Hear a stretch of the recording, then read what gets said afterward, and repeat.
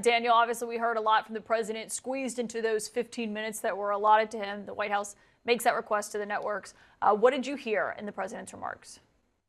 Caitlin, that was a fact check it, half asleep kind of presidential speech. So many of these claims have been debunked so many times. For example, the president said inflation is stopped. As Harry pointed out, it's not stopped. It's 3%. In fact, September, that 3% rate was the fifth consecutive month inflation had increased. The president also said that he inherited the worst inflation. He said some might say in the history of the country. Again, he inherited 3% inflation in January. Even the 9.1% peak of the Biden era in June 2022 was about a 40-year high, not a 48-year high, nowhere close to the all-time high of more than 23%.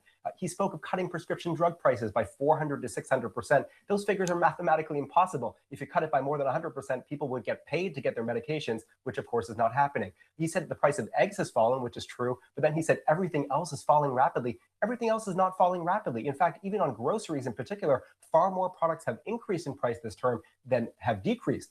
He said again, he secured 18 trillion in investment this year. That number is total fiction. Even the White House website uses a figure of 9.6 trillion. And my detailed review found that that figure is a wild exaggeration, accounting vague promises, vague, not even promises, and so on. He spoke of some states hitting $1.99 for gas. The lowest state average today is closer to $2.40. About 100 stations out of about 150,000 stations are below $2, according to the firm Gas Buddy. He also talked about immigration, made false claims there, saying that an army of 25 million people invaded the country under President Biden. Leaving aside this army rhetoric, the number was not even close to 25 million.